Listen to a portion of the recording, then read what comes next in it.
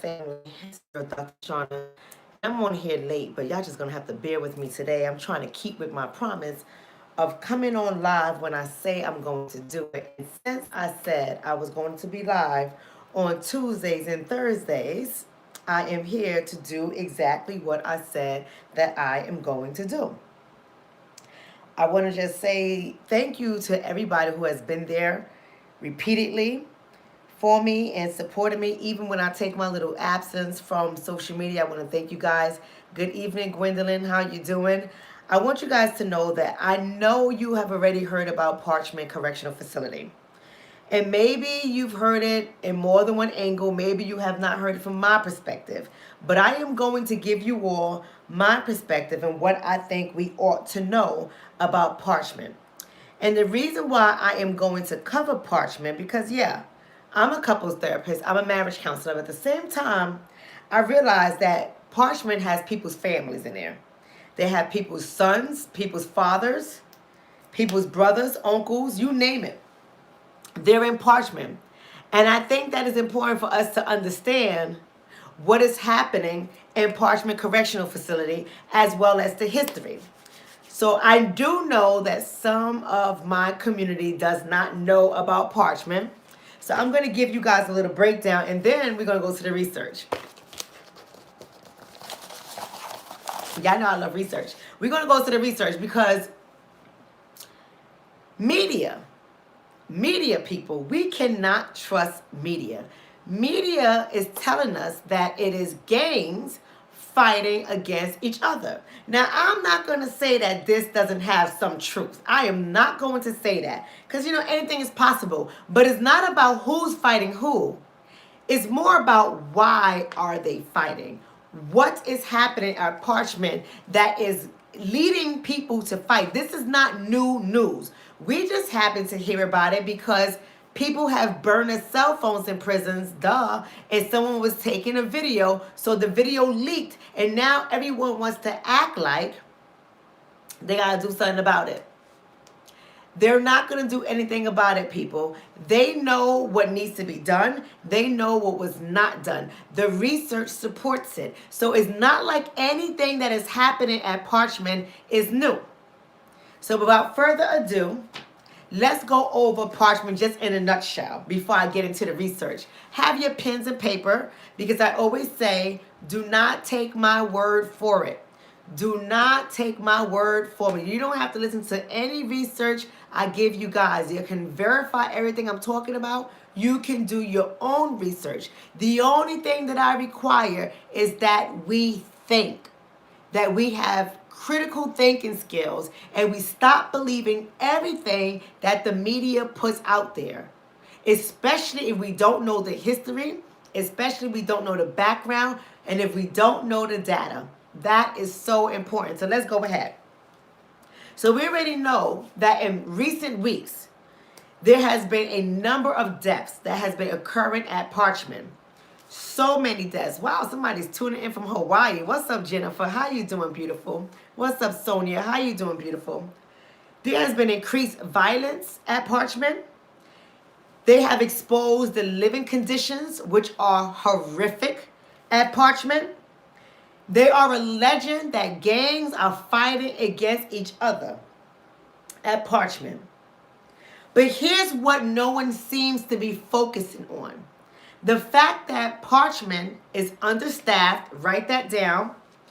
Parchman is understaffed. It is underfunded. Out of the 13, almost 1,400 positions they have available at Parchman, only 600 and some odd employees. There's only 600, not only, because that's a lot. There are roughly 660 something positions that have not been filled. So it is vacant positions at Parchman. The salaries for correction officers start at $26,000. Do you guys hear me? That's like a little over $12 an hour to be a Department of Corrections employee. And last but not least, they're not making a big deal that at Parchman Correctional Facilities, 60% of the employees there are women. Let me let you guys sit on that for a second. I'm going to go over that again. It is understaffed, underfunded. We have half of the positions are still unfilled to this date. The salary for officers there start at $26,000. That's a little over $12 an hour, maybe about roughly $12.50 or something like that, maybe even $13 an hour. And 60% of their employees are females. I'm going to stop there for a second. Make sure you guys share the video. And make sure you guys stay commenting. Comment, because that's going to help with the algorithms, right? So here's what I'm saying to you. I got to point out the fact that Parchman is primarily a male's prison. It is a male's prison. And 60% of the staff there are females. That in and of itself is a problem. It is a problem. It is by design. It is strategic. Make no mistake. And I'm not being sexist because I don't want to hear all the feminists, because y'all already know how I am about the feminists. I don't want to hear all the feminist people saying, well, we can do the same job that men do, blah, blah, blah, blah, blah. There is something inherently wrong psychologically when we have 60% of the employees are females. Now you have medium security there, you have maximum security there. We already know in most cases, I don't care how nice you are with your hands, I don't care how sharp you are with your baton, in most cases, men are naturally stronger than women. So let's think about it. Let's think about it for a second. I'm just going to stop right there for a second. We got to get real. These are the things that many of us don't like to talk about. We really don't like to have these kind of discussions because we get so emotional about these things. And I say all the time, remove the emotion, stay with the logic, be critical in your thoughts. Let's say I get hired to go work at Parchman as a Department of Corrections officer. I am a mom of 3 children. My goal is to come home alive. My goal is to come home without scuffs. My goal is to come home without getting in a fight. I don't want to have to fight a dude. I don't want to have to pin you down. I don't want to have to bust you in your head with a baton. I don't want to do any of that because I know that if I have to fight a dude in a prison system and the only thing they see is blue uniform and a female, chances are I'm going to have to beat more than one officer. Now, is that likely? Is that likely? Not officer, more than one inmate. Is that likely? Let's just be honest here. And thank y'all for dealing with me because I'm losing my voice. But let's just be honest here. I don't know about you, but if I am employed in a facility where I am responsible for male prisoners and 60% of my backup are females. I'm not trying to be funny here. I'm really not. I'm just thinking logically. I'm not trying to fight you. I'm not. My goal is for me to come back home to my children. I am not trying to get in a scuffle with you. I'm not trying to mace you down. I'm not trying to do anything. I just want to go home. I'm trying to stay alive because we know in the prison world, maybe not we, I know, I'll speak for myself. I know what goes on in the prison world. I know what happens in the prison world. And things are not peachy cream in a lot of prisons. So as a female, I'm not even trying to be in close quarters with any of the male inmates there, period. I'm just saying. So when I saw that, when I was checking the stats, and I was looking at the stats, I was saying to myself, this is already a setup. Why is it that most of the employees there are women. But of course, many of the people, primarily men, white men, are saying that the men do not want the positions. They're saying that the men do not want the positions. The men don't want the positions, but the women do. Doesn't make sense to me. Let's go on. We got to understand that the ugly truth at Parchman has been exposed. And there are two truths that I'm going to focus on for the purpose of this video. Number one, if it had not been for the burner phone, and y'all can go on YouTube, y'all can look at this video yourself if you have time. I watched it. It's a little over an hour. There's not much talking. There's yelling and screaming. And there's somebody who is asking for guards to come and let them out. There is no air. They're gagging. The place is horrific. The conditions in that prison is horrific. There are piles of garbage everywhere. Piles of garbage everywhere. There's water on the floor as this guy is walking through water. Prisoners, there's like 4 or 5 prisoners sleeping to one cell on the floor. There are no mattresses on the bed. There is rusty water where there is water, and in other conditions there is no running water whatsoever. There are power outages all through the prison. Certain areas there is no light, other areas is dim light, but it is horrific. So we are all surprised and shocked. We are all surprised and shocked at the conditions of Parchman. But I have to say, why? Why? Do you know the history of Parchman? Do you understand that that was a serious prison for convict leasing during the days of slavery and beyond? Do you know that they were intentionally arrest freedom fighters and send them to Parchman? Do you know the history?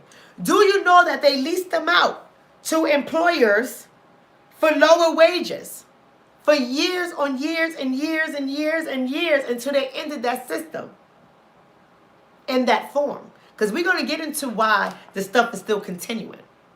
Even though we like to pretend that this is a surprise, this is new. In June of 2019, let me show you how this is not new. Y'all can go look this up yourself. In June of 2019, the Department of Health went to Parchman facilities to do an inspection. And in their report, which was a very thick report, in their report, they highlighted that there was no hot water, no power, low water pressure, no cold water, no window screens, no power in the building, black mold, and the conditions were unsanitary. They have pointed it out. So the governor at that time, I believe his name was Phil Bryant, if I'm not mistaken. Now, I'll go to my notes in a second. But the governor at that time was already aware of the conditions at that prison. And nobody did anything about it. There has been multiple lawsuits at that prison about the conditions that prisoners were facing in that prison. So none of this is new. None of this is new. You got to understand what is really happening here. So I had to go to the research. I want y'all to look up or write this down at least. It is from Sage Publications, and it's called Understanding Prison Riots. Understanding prison riots. And we got to understand what happens, because we're looking at these situations and we're saying it's gang related. We got these inmates dead. Oh my God, I'm shocked. It's a problem. You got to understand the psychology behind riots. You have to understand how riots happen. These people, these crooks, and I'm going to tell you why they haven't said anything. I'm about to finish. It's not going to be a long video. I'm going to tell you guys why they haven't said anything. And y'all already know what I always say in majority of my videos when I address situations like this. What we need to learn how to do are 2 things. Think critically, number 1. And number 2, follow the money trail. We always want to follow the money trail. But let's go into the research. Here's what we know about prison riots. First of all, we have to understand that prison riots happen after an extended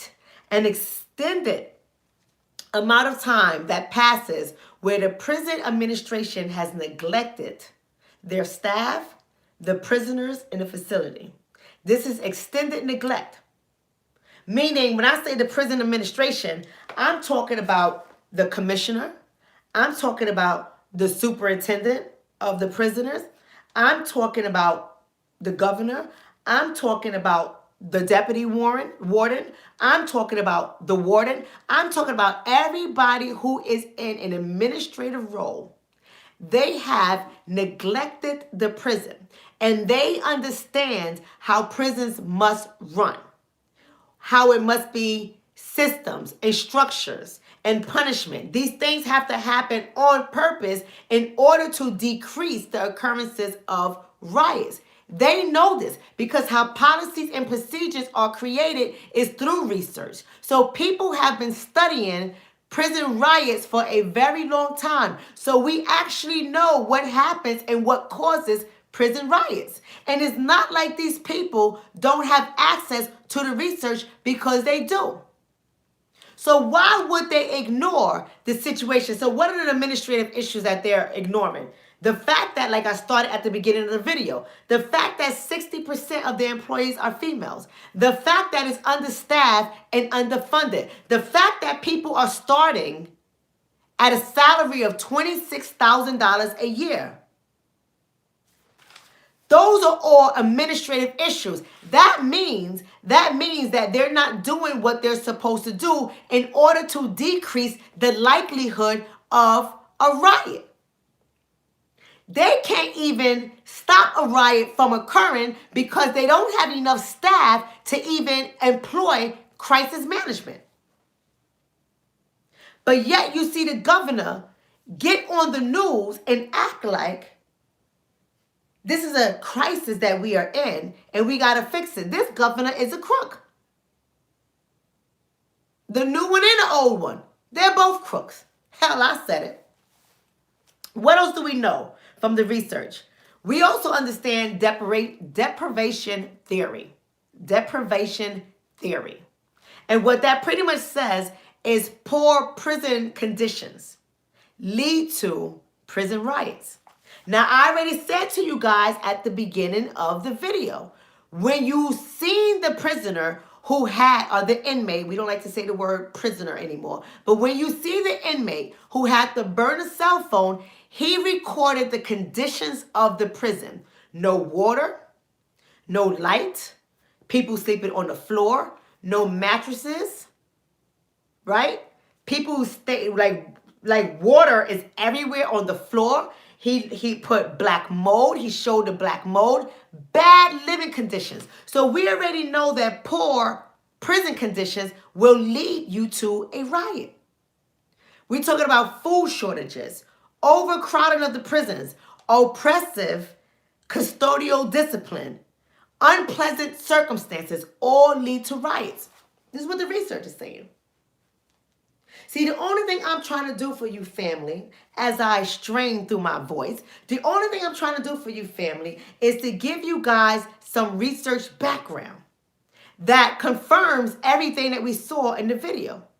So they're telling you that it's gang related. They're telling you that the reason why all these things are happening because there are rivalry gangs inside of this prison. There are always going to be rivals in a prison. There are always going to be enemies in a prison. There's always going to be somebody from the block that you know you shot that's in the prison. That is always going to happen. Those are not the conditions that lead to riots. The research does not support that. But you see, when you get on media, we can say anything to a bunch of people who don't read. You know, my mama used to always say, and to my mother was a smart woman, poor, but extremely smart. So smart. She always used to say, you want to hide the truth from black people? Put it in a book. Because the majority of us ain't going to pick up the book and read nothing. That's what my mother used to say. So she said, so you get your black, and I'm not cursing because, I'm being good for 60 days. I promise I won't curse for 60 days. My mother used to say, y'all get your black ASSs in that room and pick up a goddamn book and read. Turn the TV off, put the game down, and read a book.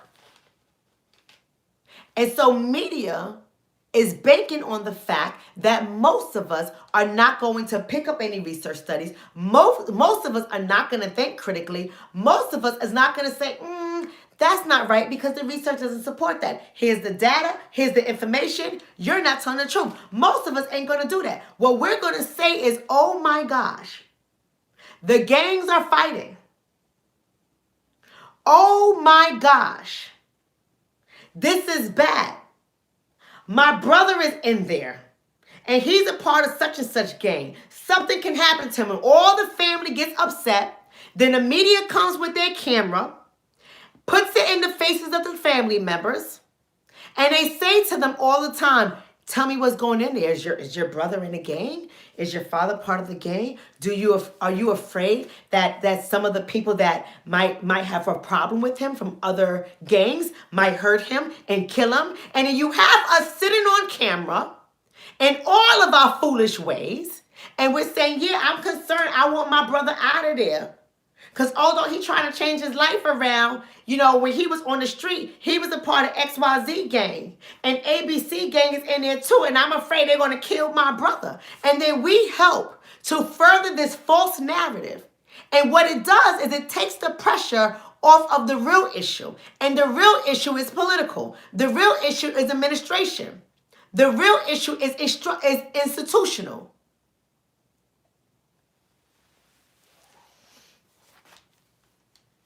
And we buy into these narratives that the media feeds us. And that's why I say to people all the time, if you come to my platform on social media, you're coming to learn. I'm not here to entertain nobody. I'm not here to twerk. I'm not here to cuss nobody out. I'm not here to gossip. I'm not here to see what Jay-Z and Beyonce's doing. You're not going to find that on this channel because we have families at stake here, people.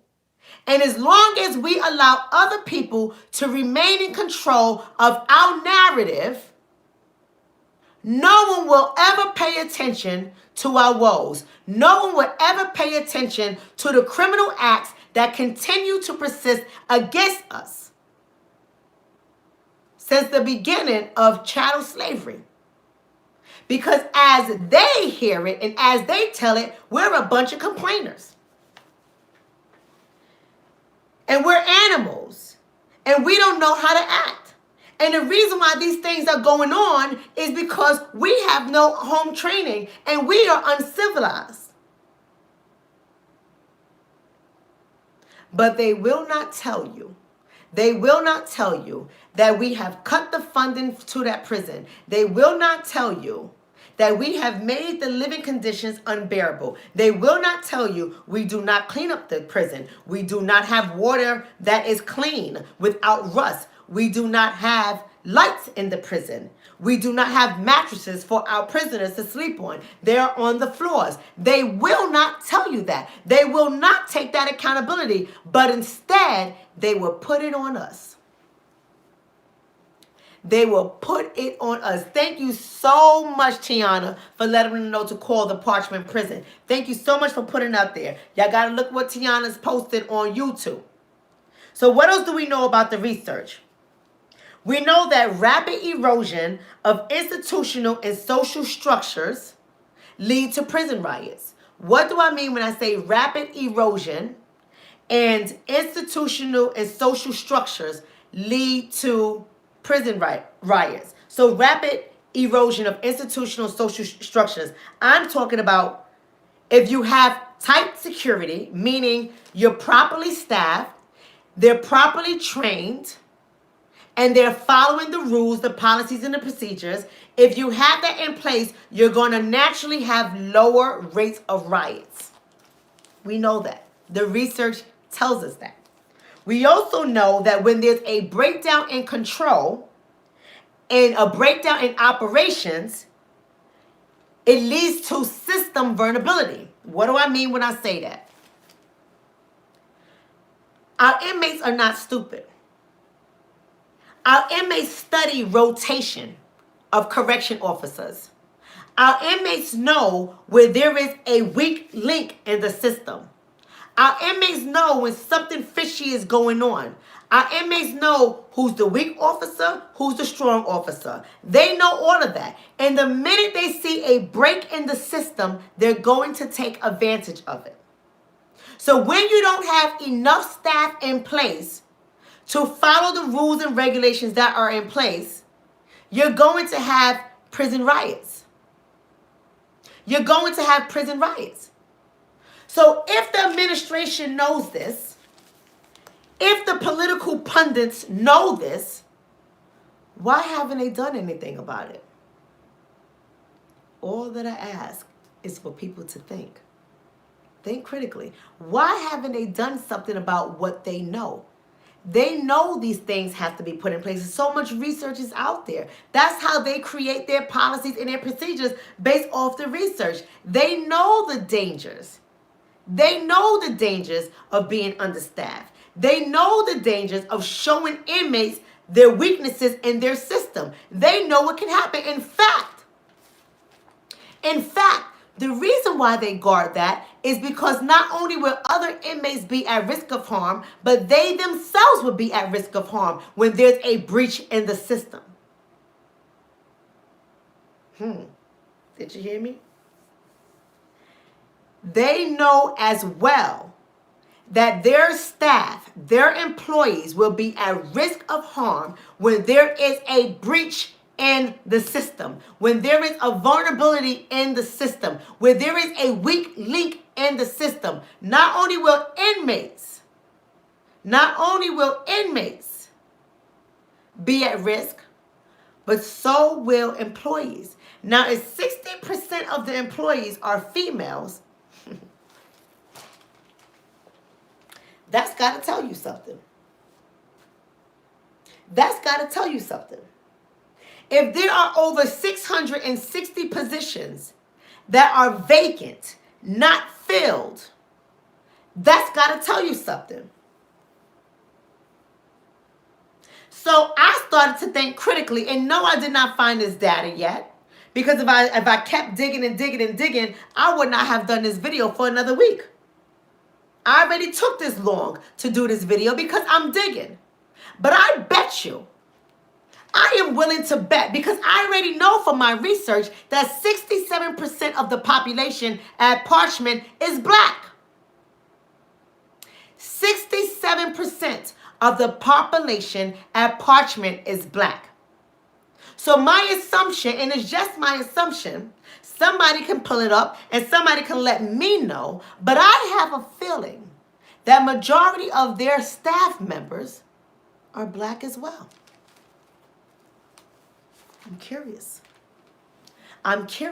Somebody's going to have to look it up and let me know, because I didn't have the time to do the research. I was just employing critical thinking skills. Because why else? Why else would they have not done the necessary steps that they should have done to protect their employees? If you don't care about the inmates, that's one thing. But your employees?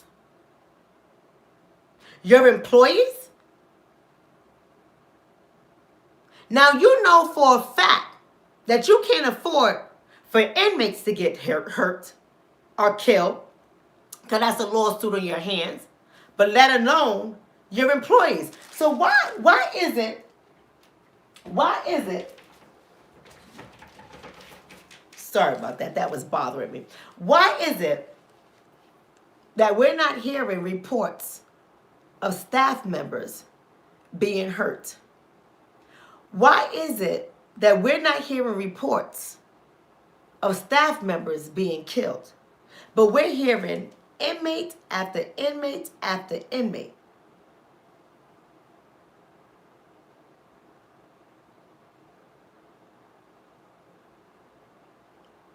Why? Another question I had. The research also tells us that together, Institutional and administration breakdown is a perfect recipe for a perfect storm. Together, we already know that there is an institutional breakdown. Lack of funding is an administrative breakdown. Understaffed is an institutional breakdown. We already know that it's a breakdown. So if we know that these things that I went over, according to the research, leads to prison riots, what are some of the things we must consider that's making this stuff happen? So I already know 67% of the population at Parchman is black. 60% of the employees are female.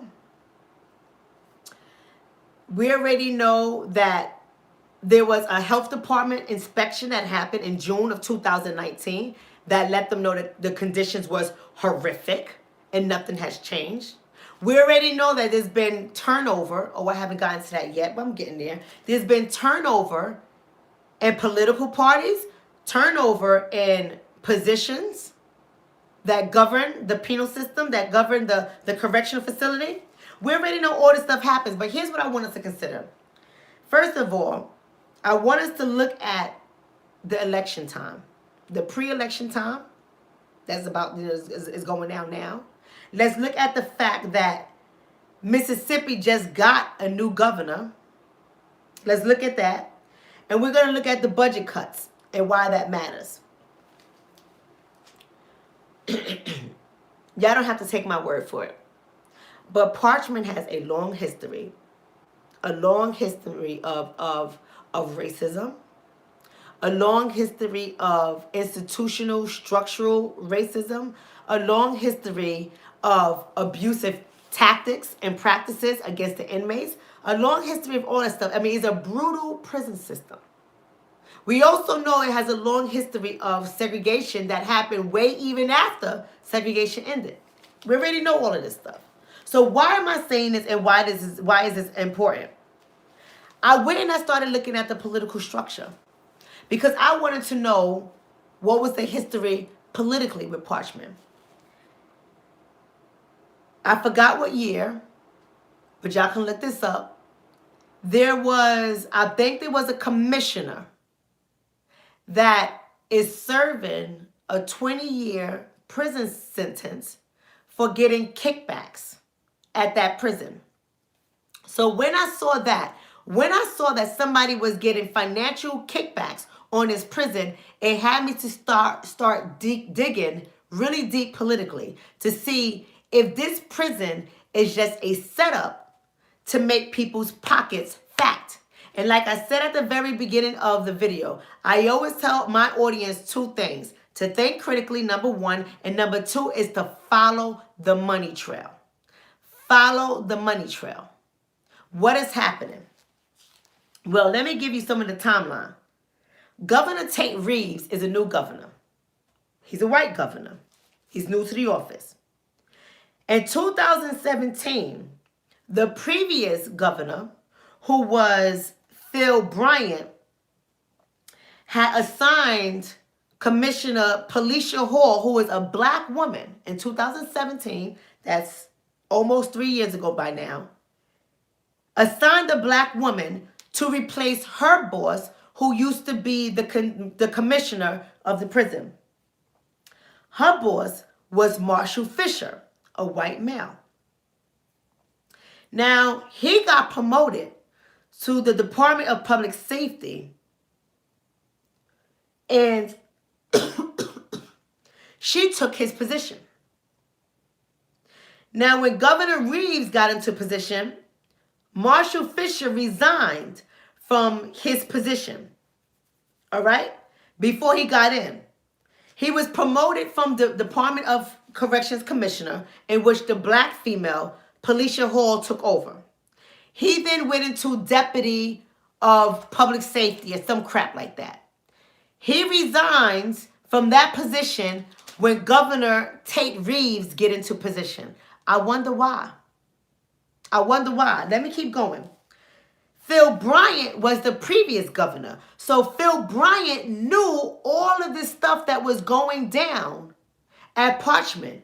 He knew that it was a horrendous situation. He even knew, get this, that they were financially taking advantage of the inmates, and people were also getting kickbacks from doing deals and stuff regarding this prison.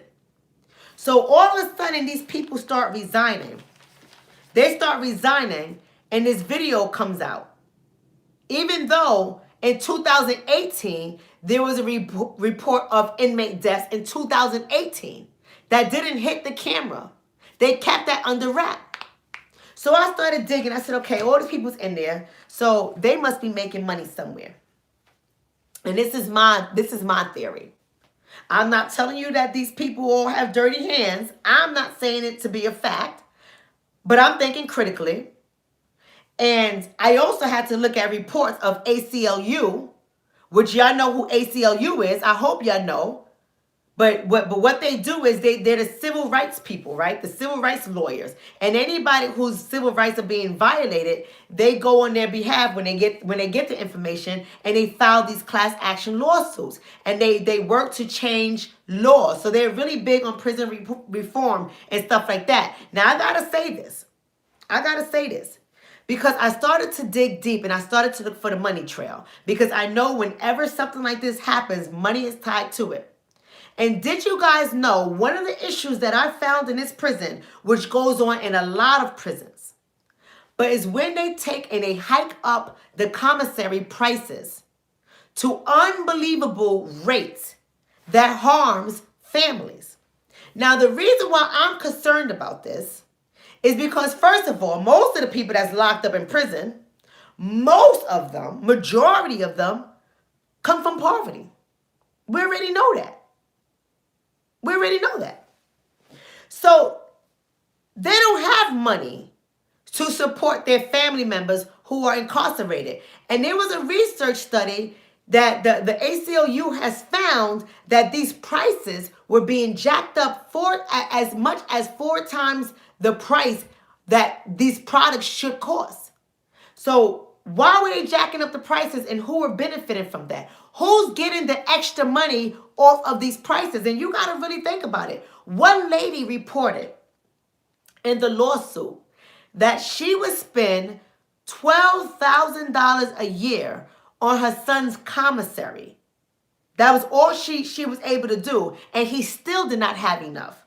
$12,000 a year because of the cost of these items that are jacked up tremendously.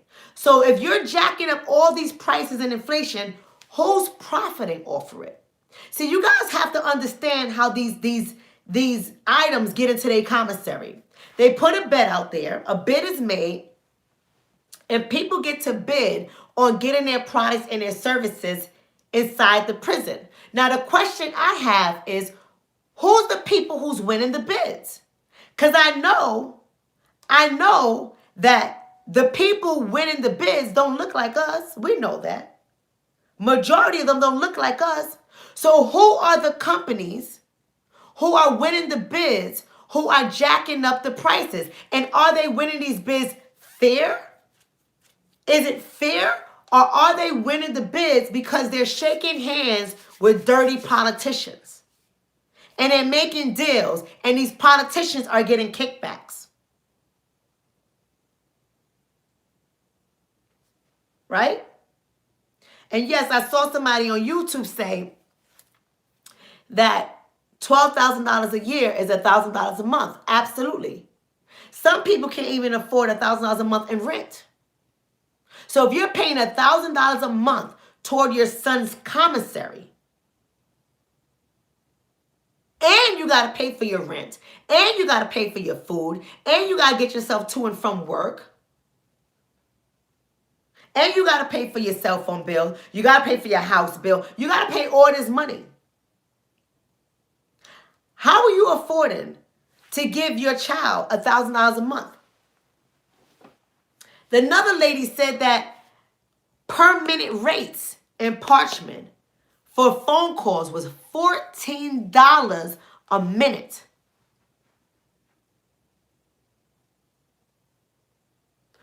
$14 a minute, not an hour. So in order for me to pick up the phone to say, mama, daddy, wifey, whoever, I love you, gotta hang up, gotta go, because it's $14. $14. $14 a minute. And I think that price has since come down to like $9 a minute or something like that. So I said all this change in positions, all these people moving in and out, resigning, leaving, all this stuff. I said, wait a minute. Now that this sucker hit the news, now everybody want to quit their position. People want to resign. You got the new governor all stuttering on TV. All of this stuff. What is it that we're about to find out? Now, I don't know. I'm just asking a question. What is it that we are about to find out about what is really happening in this prison system? We are about to find out something big as long as we continue to make noise. So family, here's what y'all going to have to do. We just can't be getting on here just to have a conversation. Because I recognize that some people don't even care. Some people don't even care what's going on in prison because in their head, they're like saying it's not me. I care. I care because I'm about the Black family unit. So I care because people's daddies are in there. People's uncles are in there. People's brothers are in there. I care. People's cousins are in there. That's our family. I care. And some people that are in there who are innocent. And some people are in there for petty crimes, but they just happen to not have an attorney or money for attorney, so they got the book thrown at them. So I care. And no one is going to do anything about it unless we do. So why do we continuously allow these people to get into positions of power, and we know that it's going to turn around and hurt us? 67% of the population is Black. They're going to turn around to hurt us. The prison system looks like a hot mess there. It is deplorable. And I don't care if they are inmates. They deserve humane conditions. They deserve humane conditions. But no one cares. And when you look at the history of Parchman and how Parchman, first of all, you got to understand that Parchman was originally a prison for Black males. I'm not making this stuff up. Don't believe me? Look it up. Do your own research. It originally started as a prison for Black males. So I always say this as well. Not only do I want you to trace the money trail, follow it, see where it's coming from, where it's going, whose pockets are getting fatter over it, but I also want you to look at the history so you can understand the culture of an organization or the culture of a system or a culture of an institution. You got to understand the culture, because when you understand the culture, then you know why things are happening. It was originally designed for Black males. It was part of the prison convict leasing program. It always had brutal acts toward them. They had systems set up to arrest freedom riders and put them in there where they treated them badly, with a commissioner at that time had to come in and said, don't touch not one hair on their heads, only because he knew that politically there was going to be heat on him, because the freedom riders were people who were watched from all over the world. And the freedom riders were integrated. It was Black and white people, more Black, but white people was involved too. So the commissioner knew, don't touch their damn heads. Abuse them. Say what you want to say to them. Arrest them. Lock them up and hold them for as long as you want to hold them, but don't touch their heads. So they already know that this prison system has a history of inhumane treatment and a history of getting money, making money off of the prisoners. Nothing has changed. The only thing that has gotten better or different is the fact that now people are getting smartphones as burners where they're able to record the videos to show us what is happening inside these prisons. So that if we don't do anything about it, nothing is going to get done. No one is going to fight for us, family. And I say it all the time. No one is going to fight for us. And do you know why? Because half of us not even consistent with fighting for ourselves. And I said it. You can get mad if you want to. I said it. We rather be entertained. We rather say, oh my God, we're watching news. Did you see that? Change the news and keep it moving. I bet you if you ask half the people out there what's going on in Parchman, they don't even know about it. The only people that know about it are families, because they're the ones that have to endure the pain with the inmates in there. So I'm going to say this one last thing and I'm out.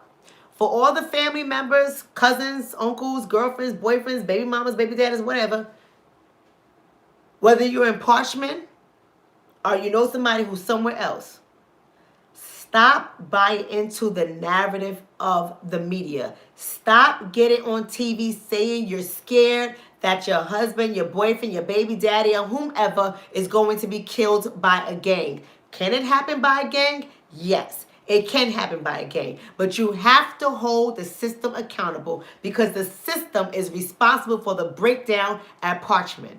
So stop allowing the media to put their big doofy cameras in your face and you start to co-sign all the BS that they're saying about why your loved one is at risk or why your loved one died. Those things are not true. Hold the system accountable. Do not say because of gang rivalries.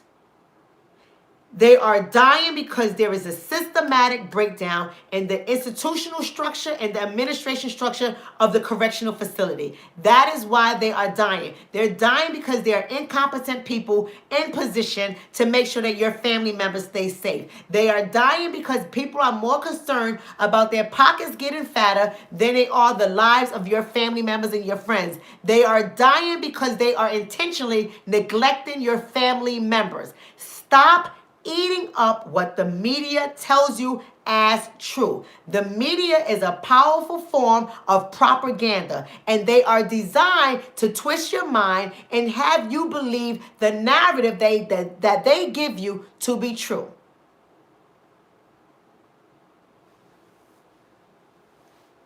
We have to stop doing this. We have to stop doing this. So that is the first step that we absolutely must take in order for prison reform to truly happen. We have to stop buying into these bullcrap narratives and do our research and make noise around that. It is the system's problem. It is the system's fault. Period. There are always going to be rivalry gangs in prisons. There's not always prison riots. Prison riots happen systematically. They happen by design. So we can start by calling the governor, the new governor, and demand that we are given our civil rights, and demand that we are treated in humane conditions, and demand that our family members, our friends, our neighbors get removed from Parchman and put inside a prison system that is safe. All right? That's all I have for you guys. I thank y'all so much for tuning in today. We got to do something about it. No more complaints. And for all my bougie behind, I was about to curse. I'm doing well, y'all. 60 days, no cursing. I'm doing well. But for all my bougie behind black folks that want to blame the people who are in the prisons and say, yeah, this happening to you because you put yourself there. I tell you, oh, see, I was going to say something negative. I can't say anything negative too. That's another thing I'm giving up for 60 days. But here's what I'm going to say to you people. Do yourself a favor and get out of our way. Because if you can't stand with us in breaking down systematic structures that is destroying us as a people, if you want to just always constantly look at the victim as the reason why this is happening, we're going to need you to get out of our way. Because there's a bunch of us who are at this game. And if you're not going to be a supporter, get out of the way. Go ahead and get your butter biscuits from somewhere else, right? Go get your fame. Go gossip. Talk about stuff that don't matter. Talk about Trump all day. Whatever you want to do. But get the heck out of our way. Because this is a matter of life and death, and this is a matter of rebuilding our black family units. And as long as we have other people that look like us in our way, we're fighting two battles, and it makes it a lot harder for us. I already given you guys the research. I already given you guys the data. I already showed you guys a money trail. If you don't believe me, go to ACLU's website, look up Parchman, see the numbers and the facts and figures, look at the lawsuits that have been filed, look at the research that's out there on prison riots. Whatever they are telling you does not support it. So if you're going to just be a distractor and want to talk about what the criminals did to get into prison, we're going to need you to step aside and go somewhere with your life. And stop allowing these racist people off the hook that continuously break down our family units. That's all I have, people. I'm out. I love you guys. See you all on Thursday. Have a good night.